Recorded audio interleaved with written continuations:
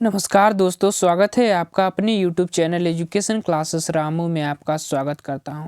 दोस्तों, आज की वीडियो हमारा केवीएस पीआरटी से रिलेटेड जो पेडागॉजी सेक्शन है उसका हमारा प्रैक्टिस सेट नंबर 9वां है। इसमें हम 30 प्रश्न जो है आज कवर करने वाले हैं। तो लगभग हमने 8 प्रैक्टिस सेट केवीएस पीआरटी के पेडागॉजी सेक्शन से रिलेटेड कर चुके हैं। वीडियो आपको कैसा लगा? वीडियो आपको अच्छा लगे तो वीडियो को लाइक शेयर सब्सक्राइब जरूर करिएगा। और आपको पता होगा कि केवीएस पीआरटी में 30 नंबर का तो मैं प्रैक्टिस सेट करा ही रहा हूँ, लेकिन 60 नंबर का जो है केवीएस पीआरटी में पेडागॉजी सेक्शन से प्रश्न पूछे जाएंगे। उसी 60 नंबर की तैयारी हम इस प्रैक्टिस सेट में आप लोगों को करा रहा हूँ। तो हर प्रैक्टिस सेट में मैं 30 प्रश्न लेकर आता हूँ जो कि मोस्ट इम्पोर्टेंट आपके एग्जाम के दृष्टि से होते हैं। वीडियो आपको अगर अच्छा लगे तो वीडियो को लाइक करिएगा, शेयर करिएगा हम अपने इस वीडियो को ज़्यादा से ज़्यादा अपने दोस्तों के पास। तो चलिए दोस्तों, सीधे चलते हैं प्रश्न नंबर पहले पर। और प्रश्न नंबर पहला है कि बालकों में नैतिकता का विकास करने के लिए निम्न में से क्या आवश्यक है? क्या आवश्यक है वो आपको बताना है। ऑप्शन ए है धार्मिक प्रवचन, ऑप्शन बी है परिवार का अच्छा वातावरण, और सी है पूजा पाठ, और डी है अच्छे बुरे के अंतर की समझ। तो बालकों में नैतिकता का विकास करने के लिए क्या आवश्यक है, मेन चीज़ आपको बताना है। तो परिवार का अच्छा वातावरण होना चाहिए ना, ये सबसे महत्वपूर्ण होता है बालकों में नैतिकता का विकास करने के लिए।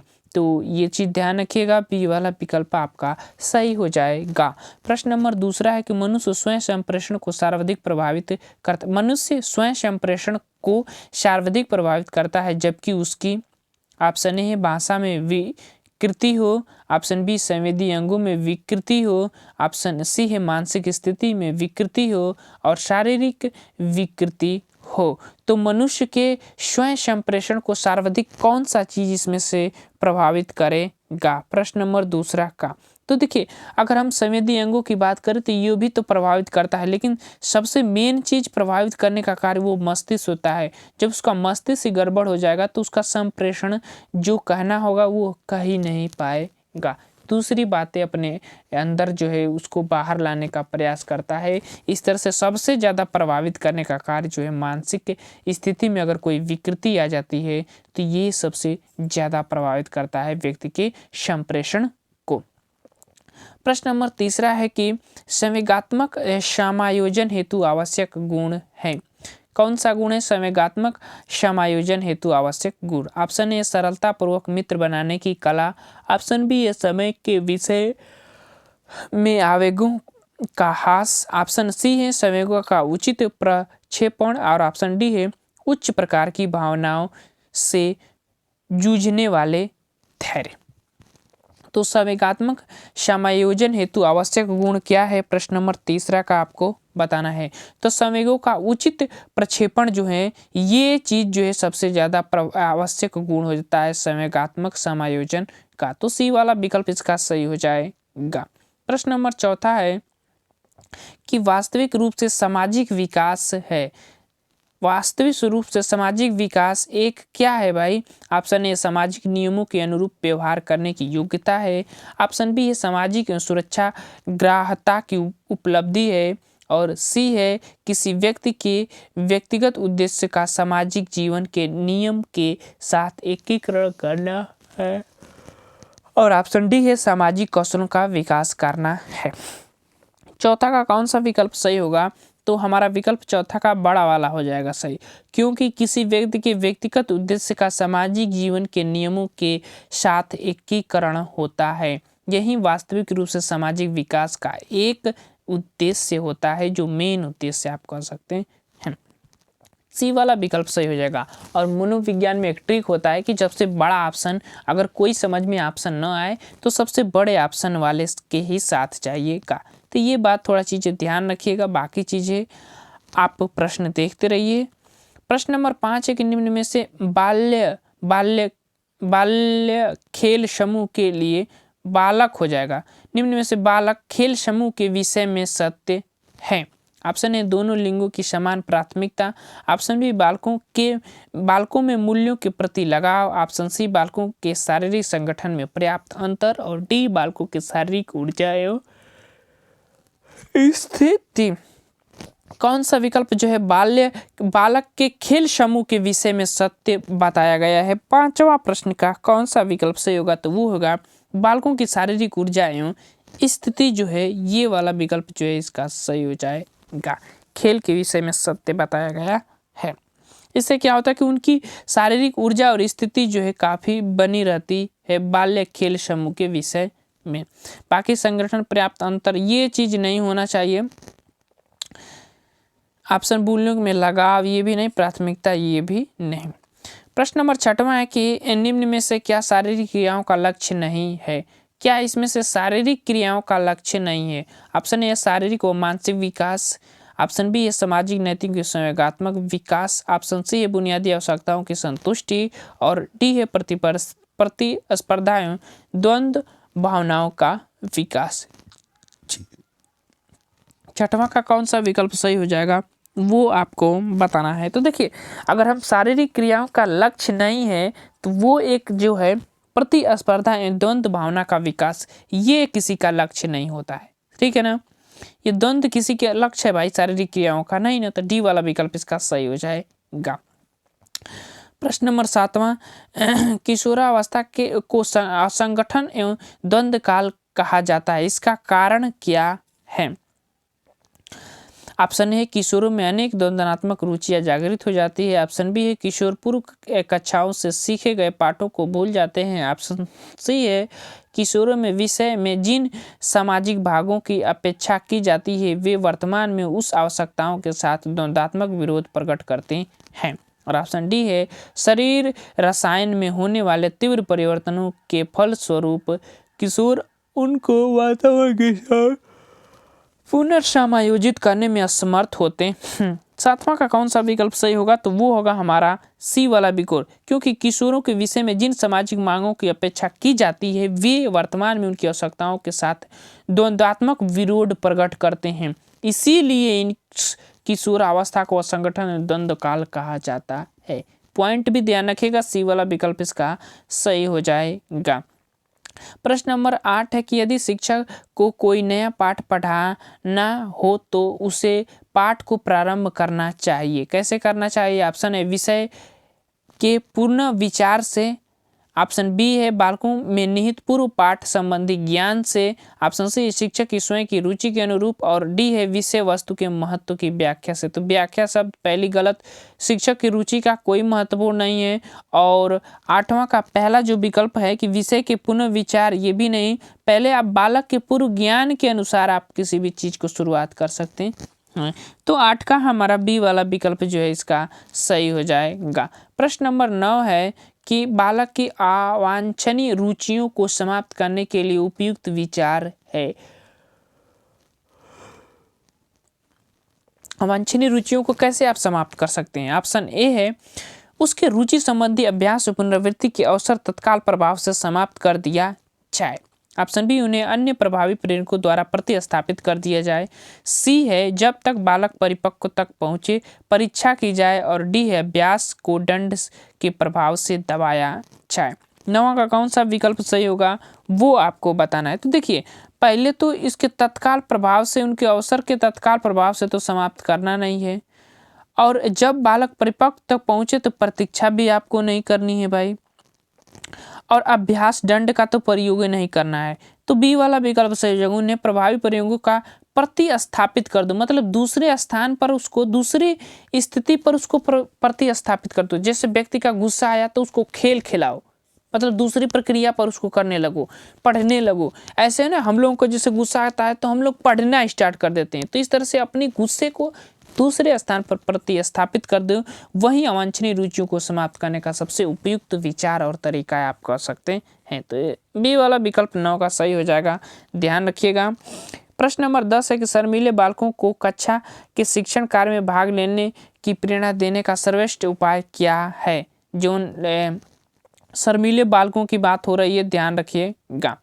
ऑप्शन ए है उनको गृह कार्य से मुक्त कर रखा जाए, ऑप्शन बी है उनको कक्षा में अपनी रुचि विषय पर कुछ बताने को प्रोत्साहित किया जाए। और सी है यदि वे किसी प्रश्न का उत्तर न दें तो उसे शर्मिंदा किया जाए। और डी है उनको विशेष स्नेह दिया जाए। किस ऑप्शन के साथ आप जाएंगे? स्नेह तो ठीक है, लेकिन उतना भी स्नेह अच्छा नहीं है, और शर्मिंदा तो उनको करना नहीं है, गृह कार्य से उनको मुक्त करना नहीं है, क्योंकि गृह कार्य जो है शिक्षा का विस्तार इसको आप कहा जाता है, आपको पता ही होगा। तो हम बी वाले ऑप्शन के साथ जाएंगे। उनकी रुचियों के विषय में कुछ बताने के लिए उनको प्रोत्साहित करना चाहिए, ताकि वो खुलकर अपनी बात जो है एक अध्यापक से या किसी भी व्यक्ति से कह सकते हैं। बी वाला विकल्प जो है 10 का सही हो जाएगा।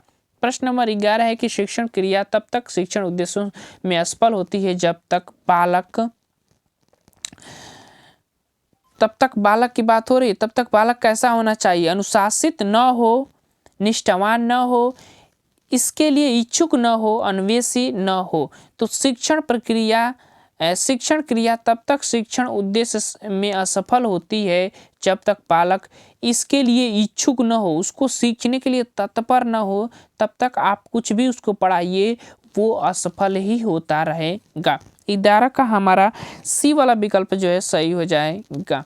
आगे चलते हैं। आप सुने होंगे कि तत्परता का जो सिद्धांत जो है थॉर्नडाइक ने दिया था, तो उसमें कहा गया था कि आप पहले उसको तत्पर करिए। अगर आप घोड़े को नदी के पास ले जाकर पानी पिलाएंगे तो वो नहीं पी लेगा, जब तक उसको तत्पर उसके प्रति नहीं है, उसकी आवश्यकता नहीं है पानी पीने की। तो पहले आप उसको तत्पर करिए, मोटिवेशन से उसको तत्पर करिए, फिर उसको वो चीज़ पढ़ाइए जब वो बालक तत्पर हो जाएगा। ये चीज़ ध्यान रखिएगा, नहीं तो वो आपकी शिक्षण व्यवस्था, शिक्षण कार्य असफल हो जाएंगे। ठीक है ना। 12 का प्रश्न है कि शिक्षक बनने के बाद आपके विषय अनुसार प्रत्येक शिक्षक के घर पर किस वस्तु का होना जरूरी है? एक शिक्षक के घर पर किस वस्तु का होना जरूरी है? पुस्तकालय का, टेलीविजन का, सजा हुआ ड्राइंग रूम का, सुंदर मकान का। 12 का कौन सा विकल्प हमारा सही होगा? वो होगा पुस्तकालय का। एक शिक्षक के घर पर पुस्तकालय का होना काफ़ी जरूरी होता है। पॉइंट ध्यान रखिएगा, महत्वपूर्ण है आप लोगों के लिए।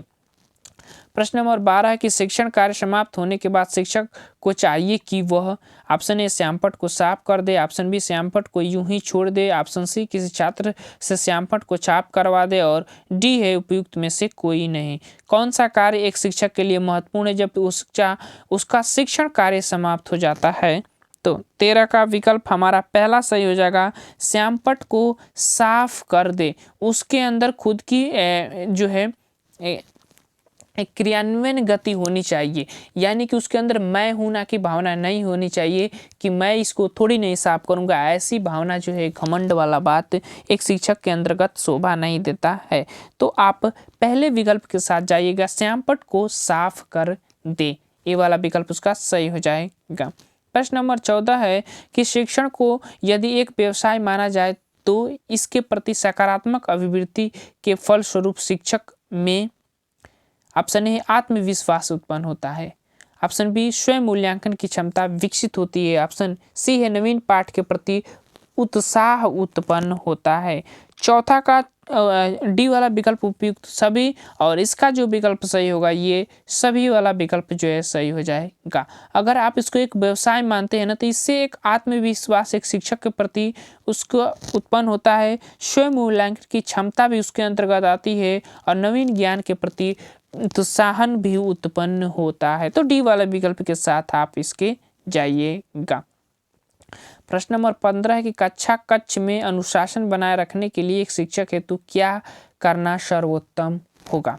ऑप्शन ए है शिक्षक बालकों को पढ़ाए जाने वाली विषय वस्तु, पढ़ाने की विधि और बालकों के प्रति अपने दृष्टिकोण का मूल्यांकन करे।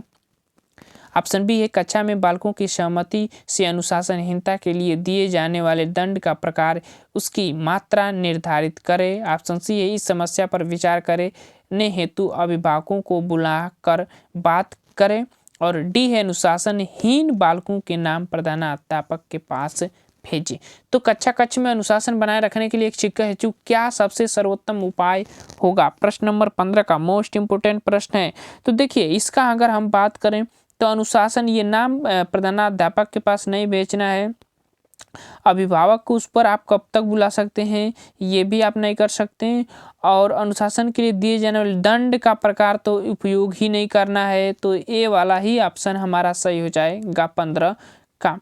आगे चलते हैं, प्रश्न नंबर 16 है कि कक्षा कक्ष में बेहतर अनुशासन बनाए रखने के लिए आवश्यक है कि ऑप्शन ए है शिक्षण सामग्री का उत्तम तरीके से प्रयोग किया जाए, ऑप्शन बी पाठ्य विषय में खूब मनोरंजन की बातें हों, सी शिक्षक का व्यक्तित्व प्रभावशाली हो, और डी बालकों को पता हो कि प्रधानाध्यापक किसी भी समय कक्षा में आने वाले हैं।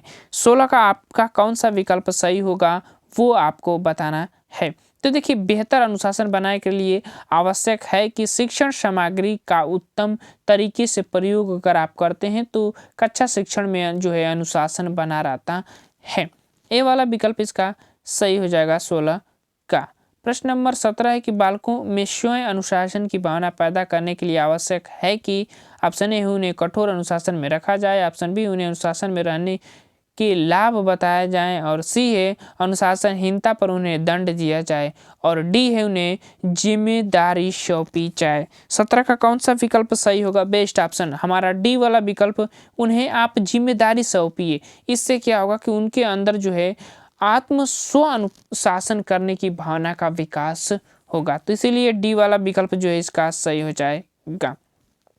प्रश्न नंबर 18 है कि यदि कक्षा में कुछ बालक पढ़ने में कमजोर हैं और कुछ तेज हैं तो शिक्षक के लिए उचित है कि वह विभिन्न परियोजनों के लिए बालकों को योग्यता और रुचि के आधार पर समूह में बांटकर कार्य कराया जाए। ऑप्शन बी है कमजोर बालकों को पढ़ाने का काम तेज बालकों को सौंप दें, ऑप्शन सी है कमजोर बालकों को स्कूल टाइम के बाद अलग से पढ़ाए, और डी है तेज बच्चों को स्व पढ़ने की छूट देकर कमजोर बालकों की ओर ध्यान दें। तो यदि कक्षा में कुछ बालक पढ़ने में कमजोर हैं और कुछ तेज हैं तो ऐसी स्थिति में शिक्षक के लिए क्या उचित होगा? आपको प्रश्न नंबर 18 का बताना है, क्या उचित होगा। तो देखिए, इसका अगर हम विकल्प की बात करें तो वो हमारा होगा कि कमज़ोर बालकों को स्कूल टाइम के बाद भी अलग से समय अलग से पढ़ाना चाहिए। सी वाला विकल्प जो है 18 का सही हो जाएगा। मोस्ट इम्पोर्टेंट प्रश्न पूछा गया प्रश्न है तो ध्यान रखिएगा। प्रश्न नंबर 19 है कि रटने की आदत से बालकों को होने वाली हानियाँ, क्या हानियाँ है? ऑप्शन है उनकी बौद्धिक विकास नहीं होता है, ऑप्शन बी वे मौलिक चिंतन नहीं कर पाते हैं, ऑप्शन सी उन्हें आत्मविश्वास समाप्त हो जाता है, और डी है वे एक अच्छा शिक्षण से कट जाते हैं। तो रटने की आदत से बालकों में क्या होता है? जो उनमें मौलिक चिंतन करने की क्षमता होती है ना वो समाप्त हो जाती है, वो नहीं कर पाते हैं। बी वाला विकल्प जो इसका सही हो जाएगा 19 का। आगे चलते हैं, प्रश्न नंबर 20 है कि ऐसे बालक जो प्रत्येक क्षेत्र में औसत बालकों से अधिक तीव्र, बुद्धिमान, शारीरिक स्फूर्ति वाले एवं जीवन में अधिक सफल पाते हैं वे कहलाते हैं। कौन से बालक वो होते हैं जो ऐसे प्रतिभाएं उनके अंदर छिपी रहती है? तो उनको हम प्रतिभाशाली बालक कहते हैं। बी वाला विकल्प इसका सही हो जाएगा। प्रश्न नंबर 21, किसी बालक द्वारा बार बार एक ही तरह की प्रतिक्रियाएं करने का प्रमुख कारण है। तो बार बार एक ही तरह की प्रतिक्रियाएं करने का प्रमुख कारण क्या हो सकता है? प्रश्न नंबर 21 का ऑप्शन है क्रिया निष्पादन की कमी, स्मृति शक्ति की कमी, और सी है बोध की कमी, दृश्य बोध की कमी। तो किस कमी के कारण जो है एक ही क्रिया को बार बार प्रतिक्रिया करने का प्रमुख कारण है? तो क्रिया निष्पादन की कमी जो है ये चीज जो है उसको बार बार करने के लिए प्रोत्साहित करती है। तो ये वाला विकल्प इसका सही हो जाएगा। प्रश्न नंबर 22 है कि निम्न में से क्या दो समरूपी अवधारणाओं के मध्य संबंध को न समझने का मुख्य कारण है?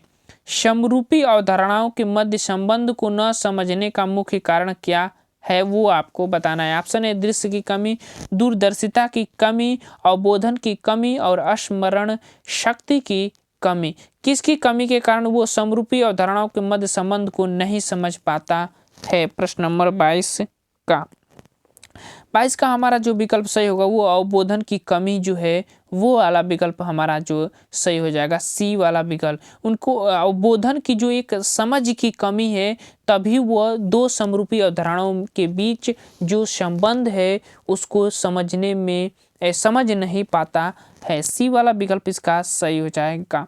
प्रश्न नंबर 23 है कि वे बालक जो अपनी योग्यताओं, क्षमताओं, व्यक्तित्व एवं व्यवहार संबंधी विशेषताओं की दृष्टि से अपनी आयु के अन्य औसत तथा असामान्य बालकों से बहुत भिन्न होते हैं, क्या कहलाते हैं? तो वो कैसे बालक कहलाते हैं? विशिष्ट बालक, पिछड़े बालक, समस्यात्मक बालक और विकलांग बालक। किस बालक के अंतर्गत वो आते हैं? तो वो विशिष्ट बालक कहलाते हैं, जो औरों से भिन्न हो, असामान्य हो, भिन्न हो, ऐसे बालकों को हम विशिष्ट बालक की श्रेणी में रखते हैं। ये वाला विकल्प हमारा सही हो जाएगा। प्रश्न नंबर 24 है कि निम्न में से क्या एक प्रतिभाशाली बालक की विशेषता है? एक प्रतिभाशाली बालक की विशेषता क्या है वो आपको बताना है। ऑप्शन ए है एक से अधिक विषयों में कमजोर होना, ऑप्शन बी अत्यधिक उत्तेजित होना, और सी अमूर्त चिंतन की अधिकता होना, और डी है प्रश्नों को ठीक से हल करने की असमर्थता होना। तो प्रतिभाशाली बालक कौन होते हैं? प्रश्न नंबर 24 का तो जो अमूर्त चिंतन करने की अधिकता होती है जिनके अंदर न, वही प्रतिभाशाली बालक कहलाते हैं। सी वाला विकल्प 24 का सही हो जाएगा। प्रश्न नंबर 25 है कि शिक्षण के समय शिक्षक द्वारा जो विचार संप्रेषण किया जाता है वो बालकों पर निम्न में से क्या प्रभाव डालता है? क्या प्रभाव डालता है? मनोवैज्ञानिक, सामान्य, अनावश्यक और शैक्षिक। कौन सा प्रभाव डालता है 25 प्रश्न का? तो वो एक मनोवैज्ञानिक प्रभाव डालने का कार्य करता है, विचार संप्रेषण एक शिक्षक का। तो मोस्ट इम्पोर्टेंट प्रश्न है, ध्यान रखिएगा। प्रश्न नंबर 26 कि क्षीण बुद्धि बालकों की बुद्धि लब्धि कितनी होती है? जो क्षीण बुद्धि वाले बालक होते हैं उनकी बुद्धि लब्धि कितनी होती है? प्रश्न नंबर 26 का तो देखिए क्षीण बुद्धि वाले जो क्षीण बुद्धि बालकों की बुद्धि लब्धि की बात करें तो वो 70 से 80 के मध्य की जो है होती है। तो ये वाला विकल्प जो है 26 का सही हो जाएगा, ध्यान रखिएगा। आगे चलते हैं। प्रश्न नंबर 27 सहायक सामग्री, उदाहरण, दृष्टांत आदि के प्रयोग करने में विचार संरचना में बाधा उत्पन्न होती है, इस कथन से आप क्या हैं? मतलब सहायक सामग्री, उदाहरण, दृष्टांत। अच्छा, दृष्टांत को उदाहरण ही कहा जाता है, तो ये चीज ध्यान रखिएगा। दृष्टांत आदि के प्रयोग करने से विचार संरचना में बाधा उत्पन्न होती है, इसका कथन से आप पूर्ण सहमत हैं या आंशिक रूप से सहमत हैं कि पूर्ण सहमत है कि असंतुष्ट नहीं है? तो हम क्या किस विकल्प के साथ आ जाएंगे? तो देखिए इसके अगर हम बात करें तो इससे हम पूर्ण असहमत हैं, ये बात जो है हम इसके साथ जाएंगे। ये वाला विकल्प जो है इसका सही हो जाएगा। ये बाधा उत्पन्न थोड़ी करता है भाई, इसीलिए इससे हम पूर्ण असहमत हैं। ये वाला विकल्प 27 का सही हो जाएगा। आगे चलते हैं। प्रश्न नंबर 28 निम्नलिखित से कौन सा कारक बालकों के व्यक्तित्व विकास को सबसे अधिक प्रभावित करता है? घर का भावनात्मक वातावरण, अनुमानसिकी गुण व दोष, सी सपाटी व सामाजिक अनुकूलता, और डी विद्यालय का अनुशासन। तो बालक के व्यक्तित्व विकास को सबसे अधिक प्रभावित करने का कारण कौन है इसमें से? प्रश्न नंबर 28 का कौन है? तो घर का जो भावनात्मक वातावरण है ना, वो सबसे अधिक प्रभावित करने का कार्य करता है, इसीलिए ये वाला विकल्प इसका सही हो जाएगा। प्रश्न नंबर 29 है कि बालकों के गुणवत्ता में सुधार के लिए निम्न में से कौन सा कारक सबसे अधिक प्रभावित है? गुणवत्ता में सुधार के लिए ध्यान रखिएगा, कौन सा कारक सबसे अधिक प्रभावशाली है? प्रश्न नंबर 29 का तो इसका जो विकल्प 29 का सही होगा वो होगा प्रतिबद्ध शिक्षक। ये व्यवहार जो है सबसे अधिक प्रभावित करने का कार्य करता है, प्रतिबद्ध शिक्षक। सी वाला विकल्प सही हो जाएगा। प्रश्न नंबर 30 है कि प्राथमिक स्तर पर शिक्षक की निम्न में से सबसे महत्वपूर्ण भूमिका क्या है? प्रश्न नंबर 30 सबसे महत्वपूर्ण भूमिका क्या है? तो बालकों की देखभाल करना, ये जो है सबसे महत्वपूर्ण भूमिका है प्राथमिक स्तर पर शिक्षक की। सी वाला विकल्प 30 का सही हो जाएगा। तो ये थे हमारे CDP practice set KVS PRT के पेडागोजी सेक्शन के लिए, ये हमारा 9वां प्रैक्टिस टेस्ट था। वीडियो कैसा लगा जरूर बताइएगा कमेंट बॉक्स में। चलिए वीडियो को समाप्त करते हैं। Thank you for watching this video.